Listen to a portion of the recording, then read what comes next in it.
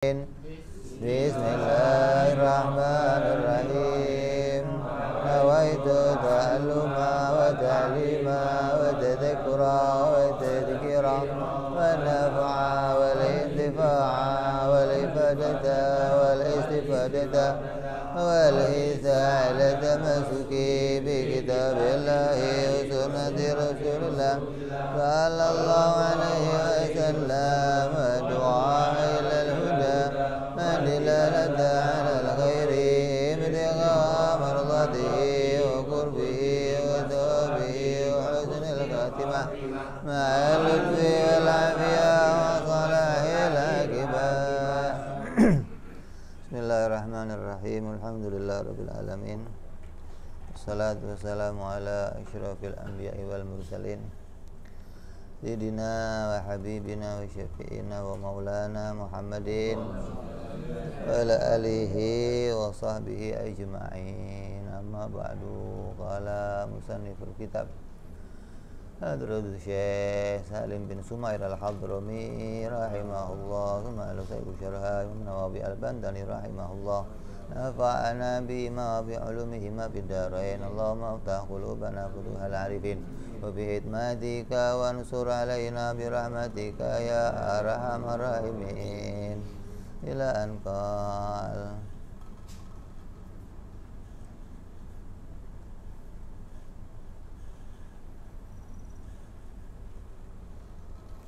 masih membahas kemarin apa? Syurutus salat ya, syarat sahnya salat. Ya. Syarat sahnya salat ada berapa?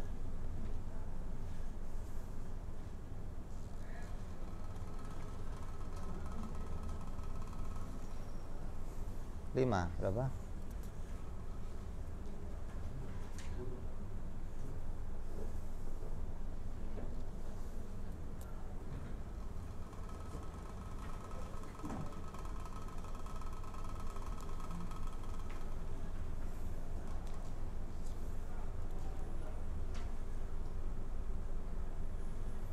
Bersih dari hadas, terus punya wudu,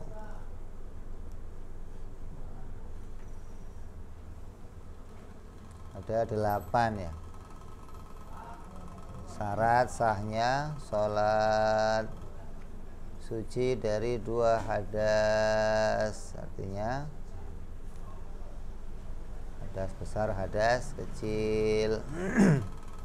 Suci dari najis pakaian, tubuh dan tempatnya. Terus menutup aurat.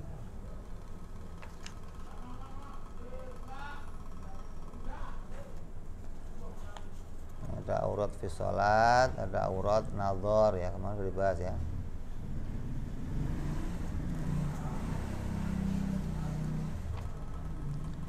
Terus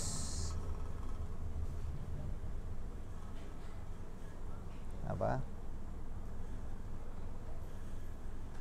Menghadap kiblat, terus masuknya waktu.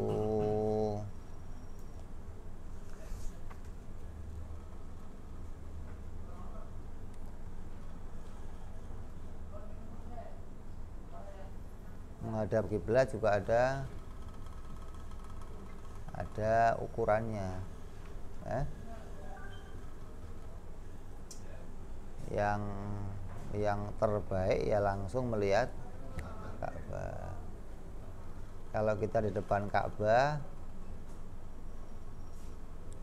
yang dilihat tempat sujud atau Ka'bah? Sunnahnya melihat Ka'bah.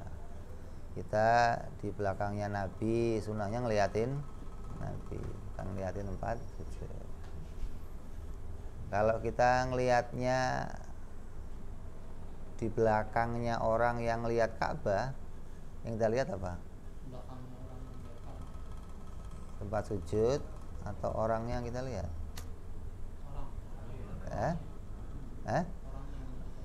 Kenapa? Karena kemuliaannya orang yang lihat Ka'bah. Ada gunung nih, bawahnya orang yang di atas ini lihat Ka'bah, maka yang terbaik kamu lihat orang itu kiblatnya gitu. Kayak lihat Ka'bah gitu. Kecuali udah sama-sama nggak ngelihat, yang dilihat mana tempat sujud.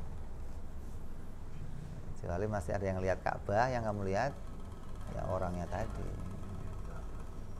Ya, kalau urutannya tadi begitu, lihat Ka'bah belakangnya sampai. Kalau ada orang yang di atas puncak lihat Ka'bah, itu masih kita jadikan patokan untuk lihat Ka'bah. Kalau enggak ya semuanya pakai ijtihad. Kalau patokannya Imam Nawawi sih gampang, yang penting ke barat miring dikit udah gitu aja. Kalau mau pakainya kompas ya ada ukurannya kan. Kalau mau pakainya perkiraan ya lihat masjid lain, atau yang penting kalau sudah tahu arah barat, lurus barat, miringin dikit gitu aja. Karena Indonesia khususnya Jawa itu di sampingnya Katulistiwa, jadi gampang tinggal perkiraannya ini kena Katulistiwa nih gitu aja, kalau lurus ke sana. Terus masuknya waktu, terus mengetahui kefarduan sholat, terus tidak meyakini salah satu fardu dari fardunya sholat sebagai perkara yang sunnah.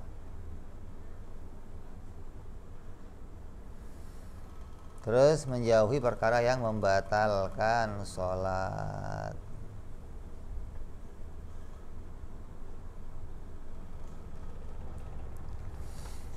Terus mana ar-Rafi'iyu an-nadhara ila farji saghirah. Imam Ar-Rafi'i rahimahullah, beliau melarang memandang kepada alat kelamin wanita yang kecil. Wa qatta al-qadhi Husain bi jawazin nadhari ila farji saghira allati la tushtaha wa saghir aidan. Tapi ada pendapat lain dari Qadhi Husain yang telah memastikan hukum mengenai boleh saja memandang auratnya wanita yang kecil, anak kecil, baik laki-laki maupun perempuan. Begitupun qala al-Marwazi, boleh melihat alat kelamin laki-laki saja.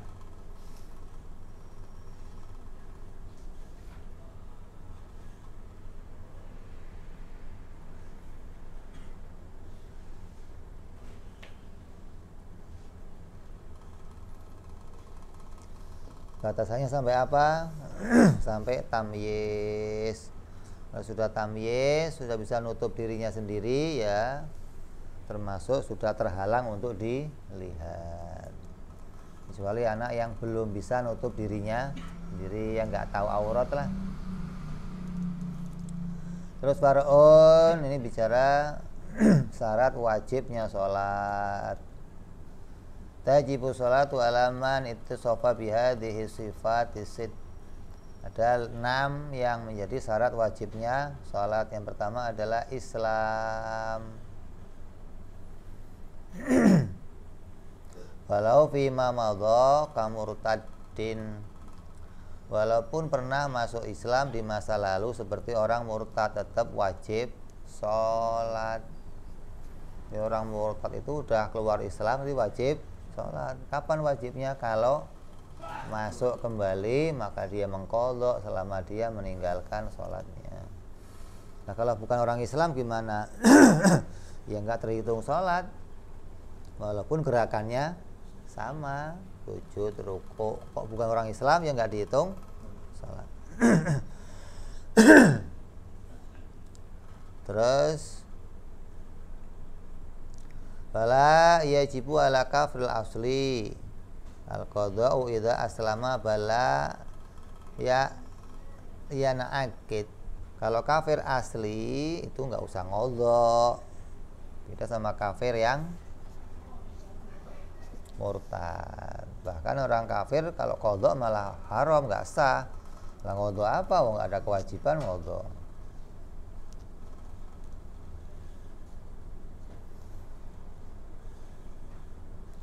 Wa amal murtad fa yajibu alaihil qadha hatta zamanal junun duna zamanal haid wa nifas. Kalau orang yang murtad maka dia wajib mengqadha sholatnya hingga sholat itu kapan ditinggalkan, batasnya apa? Kecuali gila.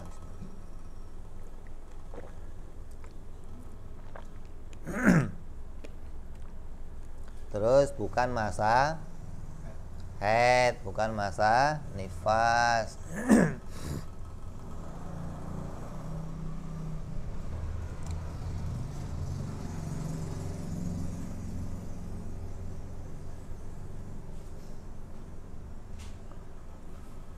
Terus yang kedua, wasaniha bulughun, balik bisini au bil ikhtilam au bil haid.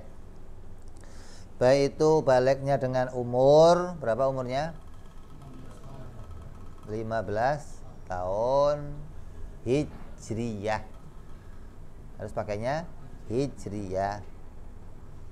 Atau bermimpi keluar mani, mau itu usianya 9 tahun atau lebih, mimpi keluar mani maka termasuk sudah balik. Atau dengan haid, kalau haid ya tidak di bawah 9 tahun, batasnya 9 tahun ke atas. Kalau dia kok haid maka dia termasuk orang yang sudah balik. Tidak haid, tidak keluar mani, maka pakai batasan umur yaitu 15 tahun. Fala yajibul qadha ala sobi ba'dal bulu, maka tidak wajib mengqadha salatnya anak kecil setelah dia balik karena enggak ada kewajiban. Lakinna yundabu lahu idza balagha qadha ma fatahu zamana tamyiz ilal bulu duna ma qablahu. Tapi disunahkan baginya apabila ia telah balik untuk mengqadha salat yang ditinggalkan di masa tamyiz sampai balik, bukan sholat di masa sebelum tamyiz. Di setelah tamyiz, berapa tamyiz umurnya biasanya? 5 tahun ya? 7 tahun. Maka setelah 7 tahun sampai dia balik, kok dia ingat pernah ninggalin sholat, sunnah diqadha. Kalau sebelum tamyiz tidak disunahkan.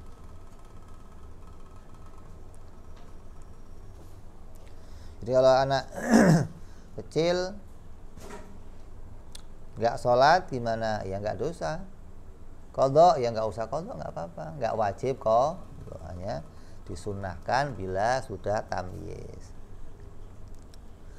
Karena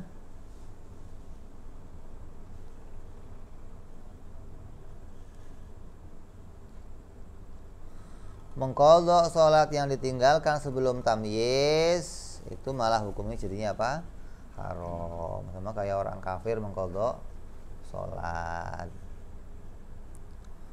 Khilafan li jahalati sufiyah qalahu Abdul Karim, bertentangan dengan pendapat para pelaku sufi yang keliru, yang mengatakan yo diqadha semua dari bayi, berat. Wa thalithuha aklun, berakal. Fala qadha ala majnunin, maka tidak diqadha bagi orang yang majnun idza afaqa illal murtadda, bagi orang yang gila apabila ia waras, kecuali orang murtad apabila dia kembali.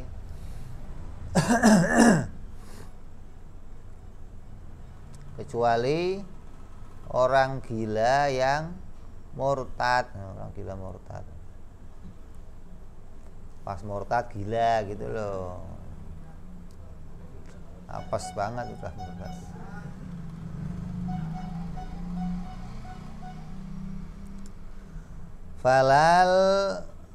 Falal mughma alaih illa idza ta'adda yajibu alaihi ma hina idzin. Dan tidak pula bagi orang yang ayan kecuali apabila terlalu atau bertindak melampaui batas, maka wajib mengqadha sholat bagi kedua orang itu, yaitu orang gila dan ayan di saat seperti itu. Artinya orang ayan juga tidak mengqadha sholat. Wa ma idza lam yata'adda falaisa biwajibin bal yustahab alal mu'tamad. Apabila tidak keterlaluan artinya enggak sampai berkepanjangan, maka mengqadha sholat bukan sebagian hal yang wajib, akan tetapi disunnahkan menurut pendapat yang mu'tamad. Warabi'uha salamatul hasad, yaitu hasatal khawas, selamat dua panca indera atau salah satu dari dua panca indera pendengaran atau penglihatannya. Bisa dengar atau bisa melihat, yang penting bisa masuk informasi, maka dia wajib sholat. Maka tidak wajib mengqadha jika telah hilang penghalangnya, kebutaan atau ketuliannya. Awalnya buta, tuli, begitu gede tahu-tahu sembuh, bisa melek, bisa dengar, maka nggak wajib mengqadha apa yang ditinggalkannya. Kenapa? Karena nggak punya syarat waktu itu, nggak ada syarat. Bukan dia meninggalkan, bukan, karena nggak memenuhi, jadi nggak usah diqadha. Seperti tadi orang ayan, kenapa? Hilang akal. Orang nggak ada akal nggak punya kewajiban, sama kayak orang pikun. Orang pikun gimana hukumnya? Ya hilang akal, nggak punya syarat gitu loh. Kan syaratnya orang sholat berakal. Ada orang pikun, ini udah zuhur belum? Udah. Tanya lagi, udah zuhur belum? Udah zuhur belum? Sholat lagi. Ini nggak wajib sholat, udah nggak bisa bedain waktu, udah nggak bisa bedain sesuatu, maka nggak ada kewajiban.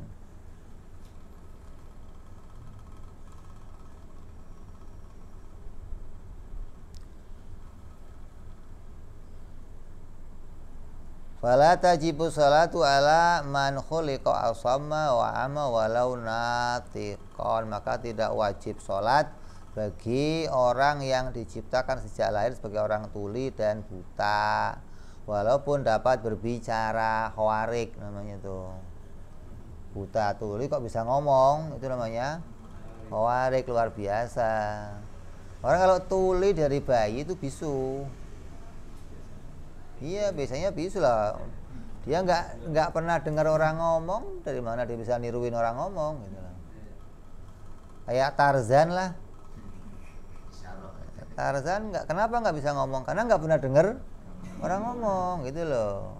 Maka walaupun dia bisa ngomong, asalnya bisa ngomong. Yang didengar suara monyet, jadi ngomongnya ya kayak monyet.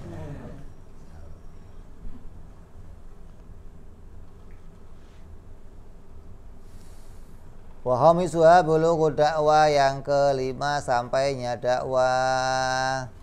Fala tajibu salat alaman lam tablughu dakwah, maka enggak wajib salat bagi orang yang belum tersampaikan dakwah kepadanya.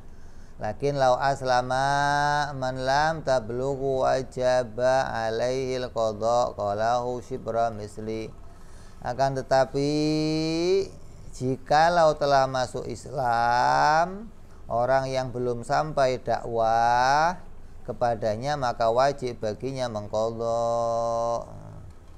Udah masuk Islam tapi belum tahu kewajiban sholat, begitu datang kewajiban, oh berarti saya kemarin belum ninggalin sholat, nah itu diqadha tuh. Berapa lama dia enggak, kecuali dia belum masuk Islam, maka enggak wajib mengqadhanya. Yang keenam, naqaun minal haid wan nifas. Bersih dari haid dan nifas. Wala yajibu alal haidhi wa nufasai qada'uha walau firridatin bala yundab. Maka tidak wajib atas orang yang haid, orang yang nifas untuk mengqadha salat, walaupun salat yang dia tinggalkan di saat dia murtad. Murtad juga ketika haid ya nggak dihitung qadha. Kalau sudah nggak haid, nggak nifas, maka dihitung qadha.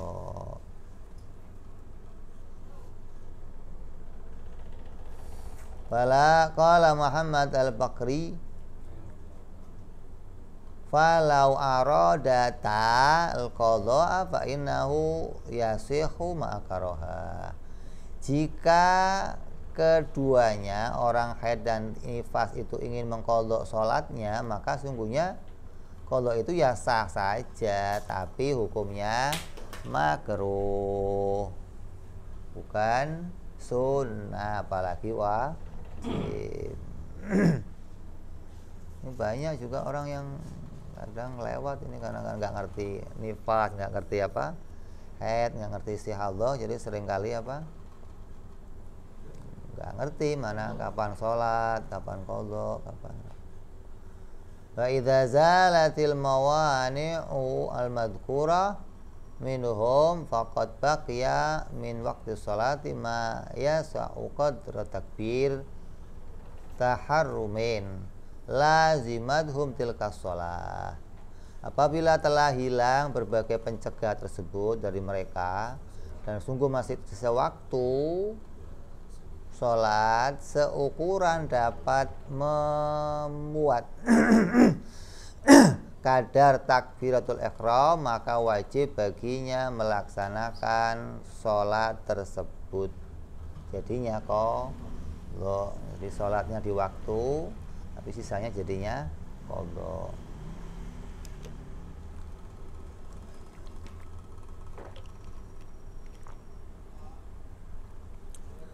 Kadzalika sholatu allati qablaha in soluhat li jam'iha ma'aha. Begitu pula sholat yang sebelumnya, jika sholat tersebut layak untuk dijamak bersama sholat itu, sholat yang tersisa waktunya sekedar takbiratul ihram.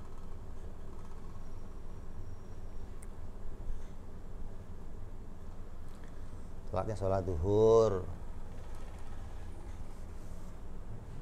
tinggalan, atau sholat asar, maka ketika ada waktu untuk ngerjain itu bisa digabung dengan sholat yang sebelumnya.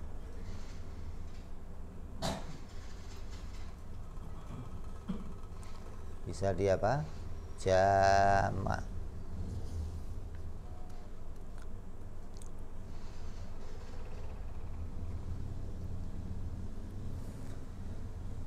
Far'un akhar, ada lagi tambahan lagi, wa yukrahu salat ala man ittasafa bi adi hadil umuril 20, maka dimakruhkan salat bagi orang yang punya 20 perkara di bawah ini. Yang pertama, hakibun bil muwahadatin au bil ghaid, orang yang menahan buang air besar kebelet tapi ngelanjutin sholat, hukumnya sah tapi makruh. Begitu pula orang yang kebelet kencing kok maksain sholat, hukumnya makruh. Begitu pula salisuha menahan keduanya. Ya kebelet berak, ya kebelet kencing, kok dilanjutkan sah sholatnya tapi makruh.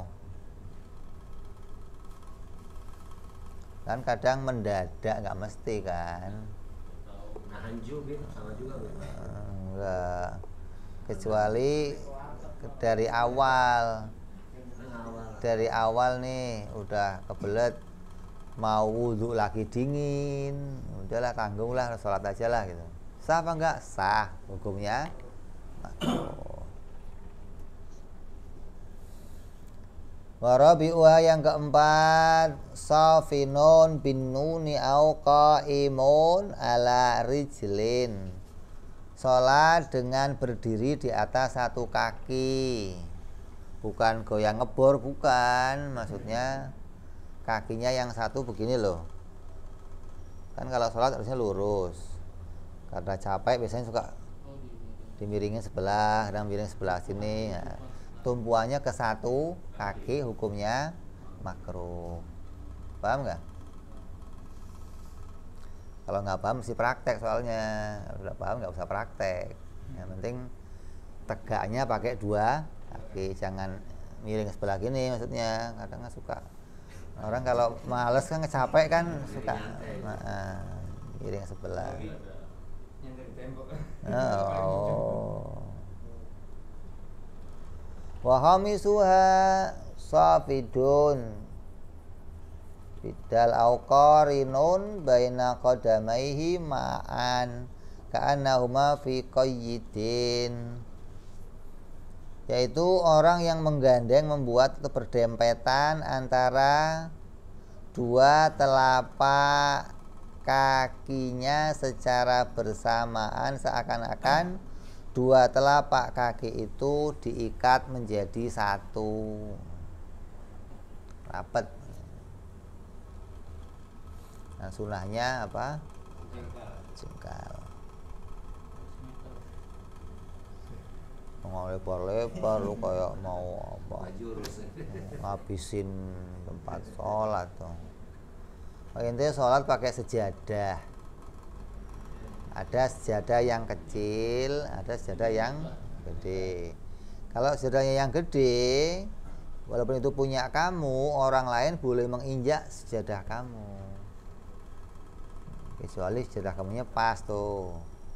Nah kalau sejadah kamu lebar, kamunya kecil di tengah, itu kan ada kosong.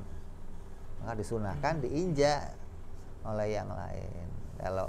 Kalau yang apa jadi batasan kan, kalau sudah sejadah itu milik kamu, hak kamu, lokasi kamu, nggak boleh yang lain menginjaknya. Tapi ketika kegedean ya boleh apa diinjak yang lain hingga merapatkan shaf untuk menyempurnakannya.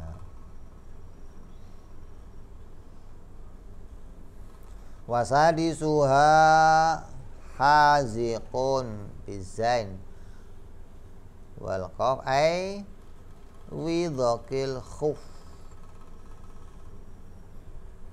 Yang keenam, orang yang menekan dirinya dengan sepatu yang sempit atau kaos kaki yang sempit, nanti tertekan, diikat sampai mengkeret gitu. Kan sholat harus napak. Nah, sampai mengkeret nggak boleh tuh. Hukumnya apa? Sah tapi makruh.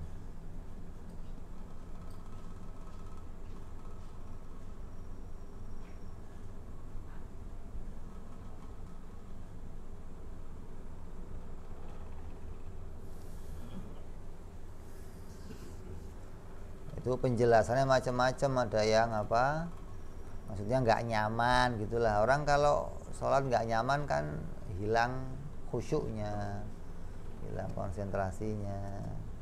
Sama kayak kamu pakai kancut tapi kenceng lah, sini salah sholat gimana sih kayak nah, itu makruh sholatnya gitu. Atau bajunya meletot sampai begini susah gitu. Mengganggu jalannya sholat kamu gitu. Wasabi'uha jae tuh menahan lapar tuh seneng dia kalau lapar. Idza hadara ta'am wa syarab wa qaruba huduruhuma, apabila telah dihidangkan makanan dan minuman atau telah dekat penghidangan keduanya, udah disiapin sholat dulu sambil kriuk sholat itu makruh. Kalau udah disiapin ya makan dulu, udah disiapin. Atau waktunya makan sudah pas, sudah mau keluar sholat, aduh berat.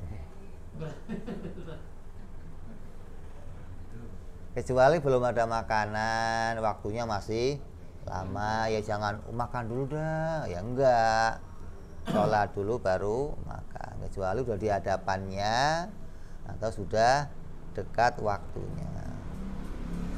Wataminuha atsyan, sama dengan orang yang kehausan. Kalau ada airnya ya minum dulu, jangan sholat dulu sambil haus baru minum. Yang kesembilan,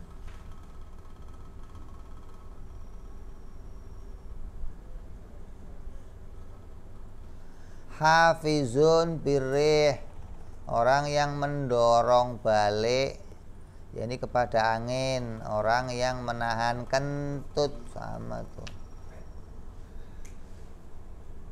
Mau ngentut diempet, set. Airnya tit.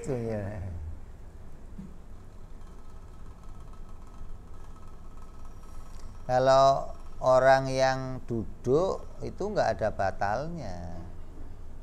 Orang yang duduk, waktu duduk biarpun tidur nggak batal. Di kursi kayak di kereta kayak kamu di mana duduk nggak batal, karena terhimpit. Walaupun orangnya kurus, kecuali di tempat keras begini, kalau orang kurus mungkin ngangkat tuh. Kalau sudah di kursi yang empuk rapet ya sudah. Kok nggak batal? Kenapa? Kalau kamu maksain kentut, kamu harus miring dulu. Berarti kalau kamu nggak miring, susah gitu loh. Coba kamu di kursi duduk terus kentut gitu, susah. Mesti miring, selah dulu. Berarti menunjukkan kalau kamu tidur juga nggak batal gitu loh, walaupun di kursi melek. Jadi jangan dianggap kalau yang dimaksud dengan bumi itu hanya tanah saja, tapi apa saja yang dipakai untuk duduk, selagi tidak sampai terjatuh gitu loh. Duduk begini aman, atau jengkang ke belakang ya batal wudunya. Selagi masih enggak terangkat pantatnya, tetap pada posisi punya wudu.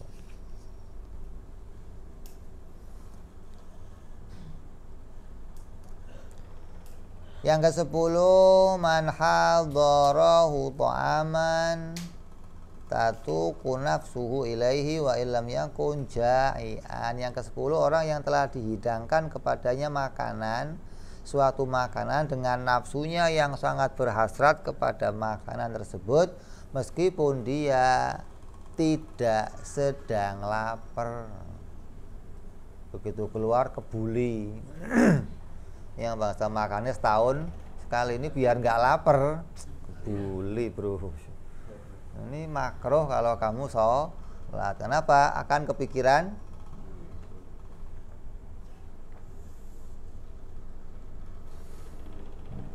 ini sama dengan kehadiran makanan yang dekat waktunya.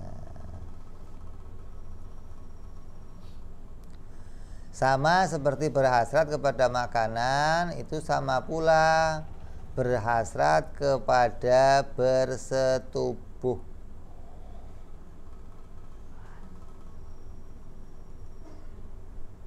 Karena telah hadirnya istri atau budak perempuannya.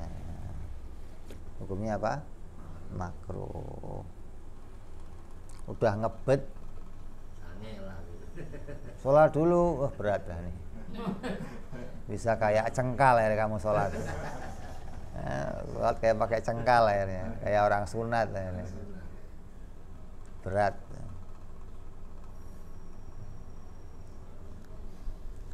Wa hadi asyar man ghalabahu naum.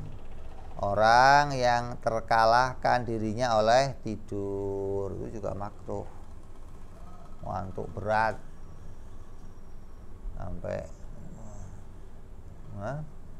berat dah, hukumnya sah tapi makruh. Kalau ambruk gimana? Batal kalau ambruk. Sholat kok ambruk ya batal. Boleh kena imam ya. Tapi kalau kamu tetap di tempat kamu tidur, ya nggak apa-apa, nggak batal. Hukumnya makruh. Pas tahiyat sepi. Pada kemana? Baru sendiri ya. Nggak ada yang salah. Bergun. Ya, lihat ini nggak buka Apa? Kalau tidur, memang kata Nabi begitu memang. Yang namanya pantat itu tergantung mata kata Nabi. Kalau mata merem, pantat terbuka. Itu sudah hukum adinya begitu gitu loh. Kalau tidur mata ya yang kita tahan dengan urat sadar itu kendor itu. Ya, kalau nggak dihimpit ya kadang bisa ngempos. Nah, kalau sampai tidurnya lagi keadaan sujud atau tidur dalam keadaan yang memungkinkan terbuka, ya itu bisa jadi batal. connect dia.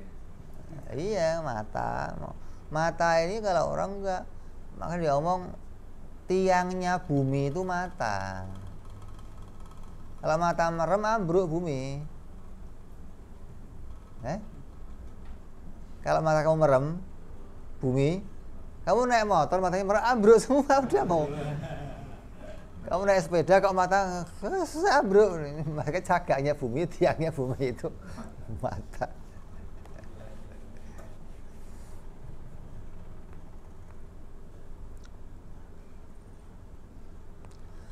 Yang ke-12 manfi makbaratin ghaira manbusyah. Orang yang berada di kuburan yang tidak digali.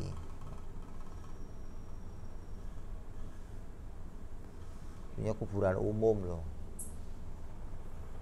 Tumpuk. Terus nggak digali.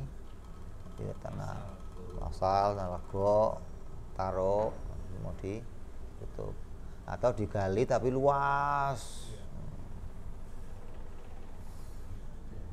terhampar kayak waktu tsunami lah itu kan. Nggak mungkin galinya satu-satu kan, nggak.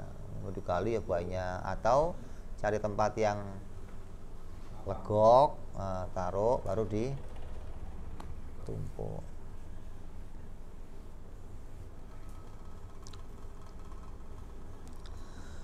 Dan jika tidak dihamparkan alas, maka sholatnya nggak sah.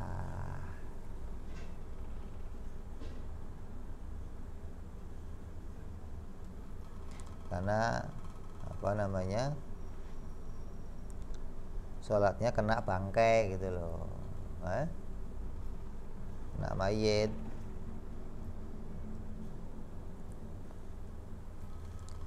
Yang ke-13 man fi masbalatin wa huwa bi fathin al muwahhadatin wa dhammimha al maudhi'uz zabal. Orang yang berada di tempat pembuangan kotoran binatang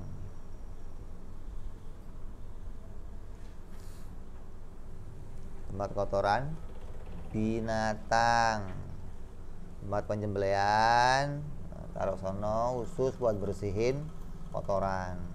Kamu kok sholat di situ, hukumnya makruh. Yang ke-14, tempat penjagalan penyembelihan hewan, kamu sholat di situ, hukumnya makruh. Makanya dari masalah ini jadi berkembang ke masalah tidak boleh motong sapi di masjid. Berkembang dari sini nih.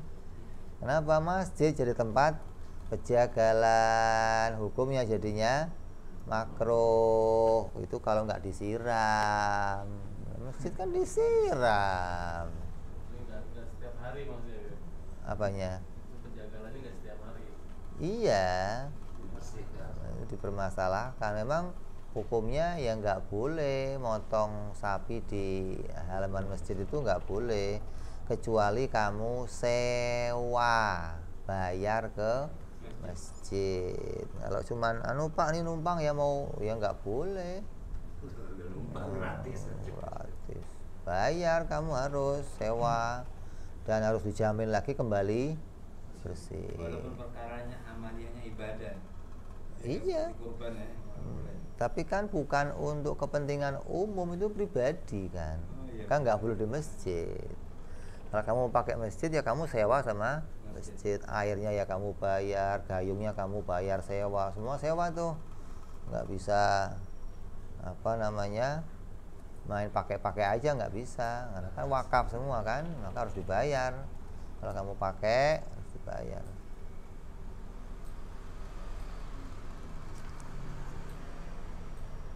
Terus yang ke-15, waman fil hamam ghairu jadid, dan orang yang berada di kamar mandi yang tidak baru, walau fi maslahihi au fi makani silkhil thiyab, walaupun di tempat melepaskannya, yakni di tempat melepas pakaian, hukumnya apa?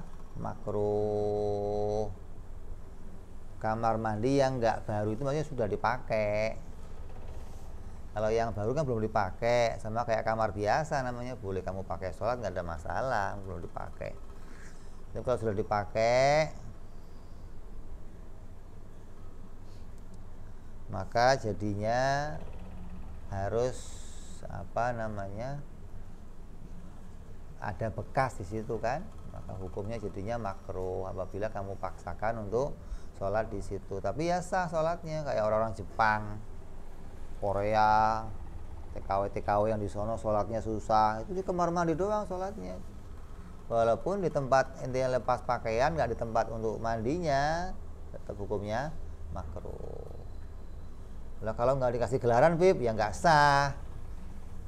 Ya, kasih gelaran, ya dialasin gitu loh. Yang ke-16, manfi'atonil ibil walau tahirah, orang yang berada di tempat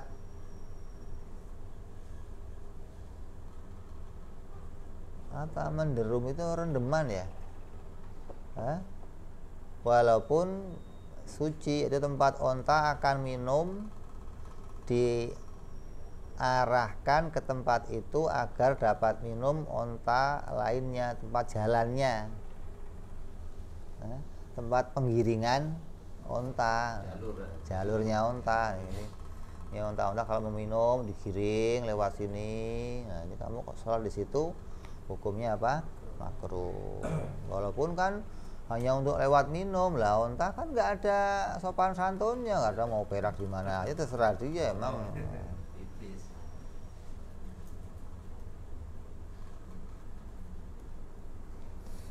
Yang ke-17, manfi qari'ati tariq ay a'lahu wa dzalika idza kana fil bunyan dunal bariyah, orang yang berada di tengah-tengah jalan atau bahu jalan, ya ini di atas jalan, Dan hal itu apabila keadaan di sana terdapat bangunan-bangunan bukan berupa daratan. Orang yang sholat di bahu jalan, ya ganggu orang lewat, ganggu orang macam-macam, kecuali 212. Nah itu gimana lagi, orang banyak begitu. Memang sudah ditempatkan di situ, sudah dialokasikan untuk orang gitu loh. Tempat lain ditutup, kecuali masih jadi jalan umum kamu sholat.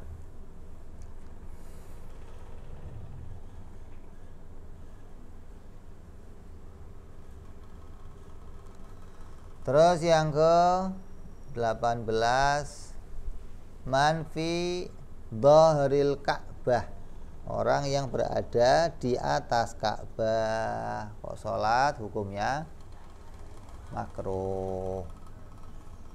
Ngadepnya kemana terus? Ke bawah. Ke bawah. Di atas sama di dalam beda ya? Beda. Kalau di dalam Ka'bah boleh ngadep mana saja. Nah kalau berjamaah di dalam Ka'bah gimana?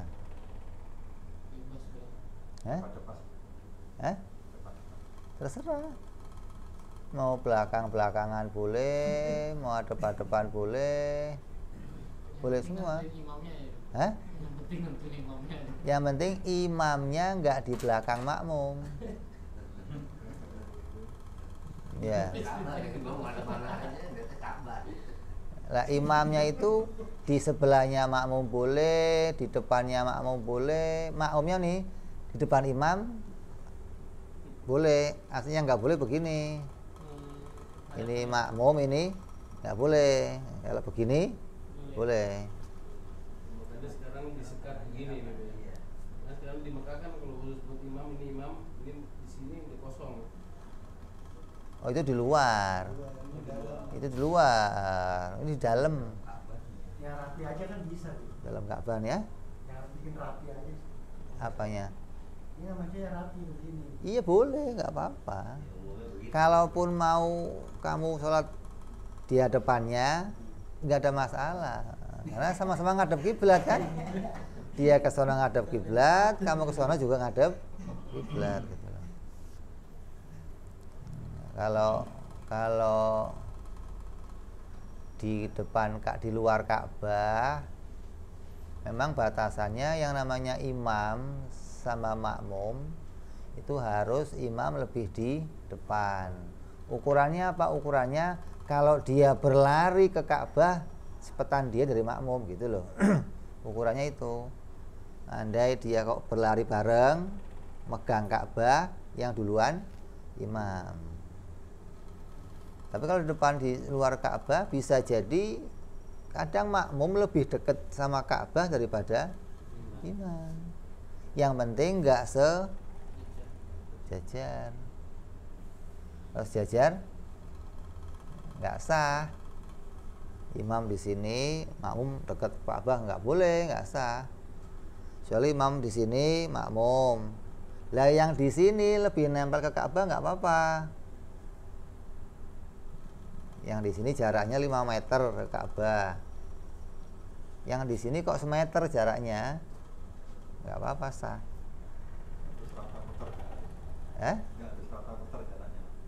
5 meter semua gitu? Enggak. Yang harus 5 meter yang sejajar sama imam. Nanti yang sudah nggak sejajar dia boleh lebih maju, boleh lebih mundur, nggak ada masalah.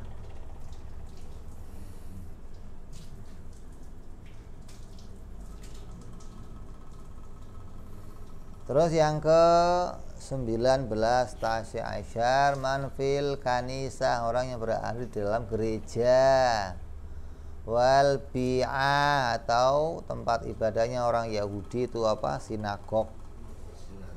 Wasairil ma'wa syayatin kamawatinil khamr wal mas,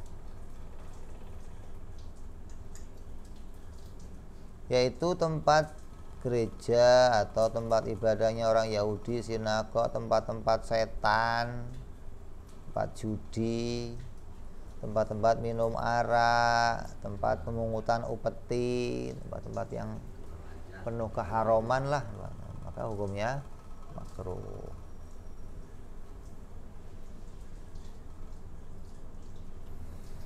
Qala Syekhuna Ahmad An-Nakhrawi al-kanisatu bi'tibari zamani sabiq hiya ma'badul Yahudi wal bi'atu ma'badun Nasara. Kanisah dilihat dari perkembangannya waktu itu adalah tempat ibadahnya orang Yahudi.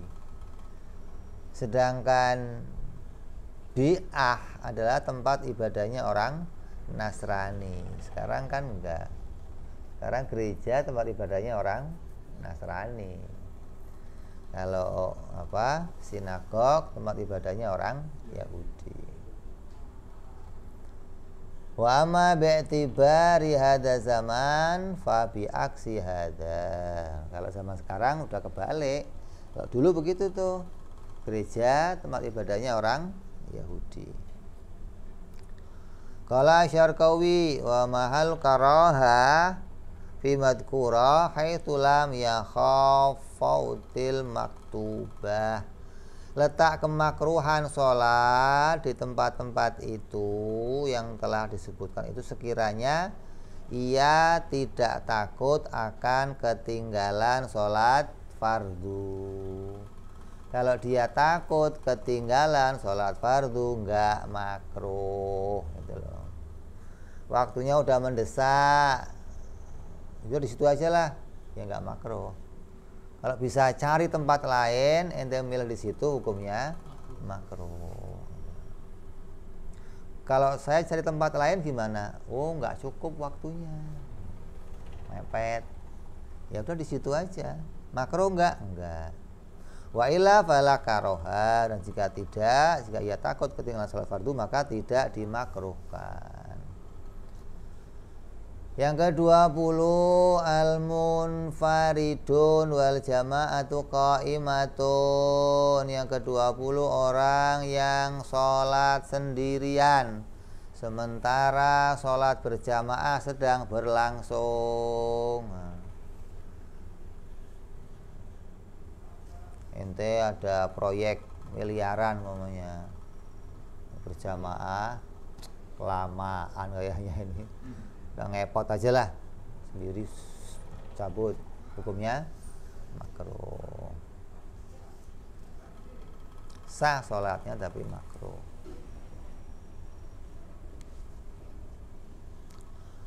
Sama dengan orang yang sendirian yang terpisah dari jamaah namun dalam shaf barisan jamaah seumpama ia bertakbiratul ihram untuk sholatnya secara sendirian atau terpisah dari shaf dengan seumpama ia bertakbiratul ihram untuk sholatnya secara berjamaah namun ia sholat sendirian terpisah dari shaf yang sejenisnya, shaf yang serupa dengan shafnya jamaah, maka hukumnya makruh.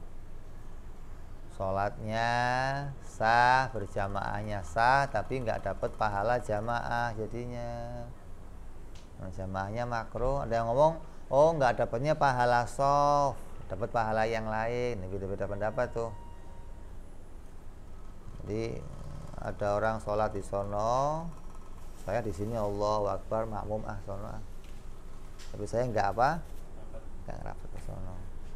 Kan batasnya boleh jauh kan? Sampai ada berapa meter kan, kayak di Masjidil Haram Masjidil Haram ente masuk masjid imam sudah ruku. Ini kalau saya lari nempel sono imam sudah tidak, saya nggak kebagian rokaat, berarti masih jauh. Saya niat Allahu Akbar makmum, saya dapat jamaah kan, tapi hukumnya makruh karena shafnya terpisah, shafnya sendirian. Sama dengan kamu sholat jamaah penuh, terus kamu di belakang sendiri, hukumnya makruh. Caranya gimana? Tarik kawan, tarik satu. Nah kalau yang kamu tarik nggak ngerti, berantem. Lu narik-narik udah gua milih di depan.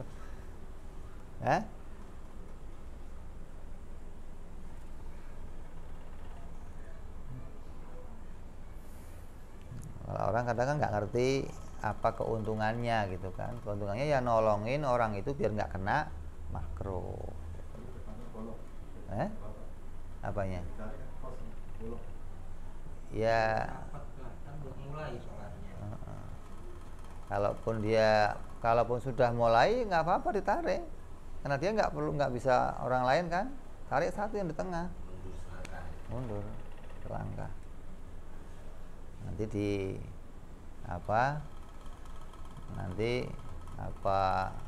kemudian yang lainnya merapat, atau kalau sudah ada teman yang lain dia mau kembali, yang penting untuk sementara dia nolongin dulu, dia nggak kena makruh. Nolongin itu banyak, nolongin orang sholat juga Nabi menganjurkan. Kalau kamu sudah sholat berjamaah, ada orang sendirian datang, kamu boleh sholat lagi untuk nolongin dia biar dapat berjamaah. Namanya mu'adah, sholat i'adah yang diulang gitu loh. Nggak harus, aku udah sholat semua nih, ya lu sholat sendirian aja. Nabi pernah begitu. Ketika lihat ada sahabat datang belum sholat, Nabi ngomong, siapa yang mau bersedekah untuk dia. Kok Nabi nggak merintahin satu? Kenapa? Karena hukumnya sunnah, nggak wajib. Boleh saja dia sholat kembali untuk nolongi. Makanya bisa jadi kamu sholat di masjid makmuman, jadi makmum, pulang ke rumah kamu jadi imam sama istri kamu, boleh.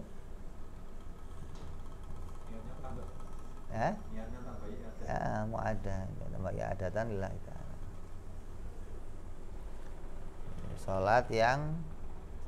Sholat yang disunnahkan berjamaah, maka disunnahkan pula untuk diulang. Kayak sholat taraweh disunnahkan jamaah, maka disunahkan diulang. Kalau di sini kamu jarang lihat orang tarawih diulang. Kalau di Hadramut diulang. Di sini 20 rakaat jam 7 sampai jam 8. Jam 9 di masjid lain 20 rakaat lagi. Jadi jam 10 sampai jam 11 di sini 20 rakaat lagi. Terus gitu loh. Mengulang tarawih lagi. Sholat yang disunahkan berjamaah. Maka menyendirikan sholatnya itu adalah dimakruhkan, yang membuat terpaut terhadap keutamaan berjamaah. Sebagaimana dikatakan oleh Syekh Ar-Ramli.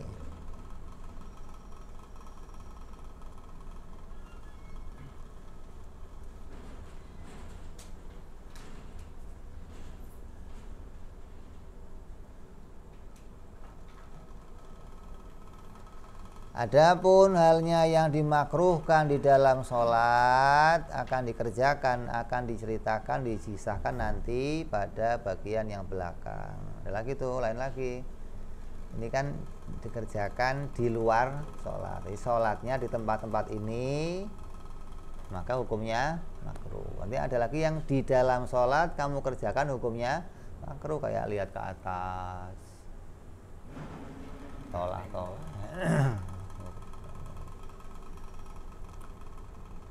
Boleh nggak sholatnya lihat ke atas? Boleh kalau berjamaahnya semuanya telanjang. Gak ada baju semua atau najis semua bajunya, harus sholat. Terus gimana? Ya berjamaah telanjang, tapi ngadepnya begini, nggak ke tempat sujud, nggak ke bawahnya. Bahaya kalau ke bawahnya, bisa tengok-tengok ente. Jadi sholatnya ke sana ngadepnya. nggak melihat ke arah tempat sujud. Ini akan dibahas yang makro-makro pada penjelasan setelah ini bicara apa? Rukun-rukun sholat dan selanjutnya. Wallahu a'lam bishawab. Wa ila hadratin nabiyil fatihah. A'udzu billahi minasyaitonir rajim. Bismillahirrahmanirrahim. Alhamdulillahirabbil alamin arrahmanir rahim maliki yaumiddin. Iyyaka na'budu wa iyyaka nasta'in ihdinas siratal mustaqim. صراط الذين أنعمت عليهم غير المغضوب عليهم ولا الضالين آمين يا ربنا اعترفنا بأننا اقترفنا وأننا أسرفنا على لظى أشرفنا فتوب علينا توبة تغسل كل حوبة واغفر لنا أورادي من رواتي واغفر لوالدينا ربي ومولودنا والآل والإخوان وسائر الهلان وكل ذي أو جرة أو صحبة والمسلمين أجمعين ربي اسمع فضلا وجودا منا لا باكتساب منا بالمصطفى رسولي نضى بكل سولي صلى ربي عليه أدى الحب وآله وصحبه عدد طاس صحبي والحمد لله في البدء والتناهي سبحان ربك رب العزة عما يصفون سلام على المرسلين والحمد لله رب العالمين. Assalamualaikum warahmatullahi wabarakatuh.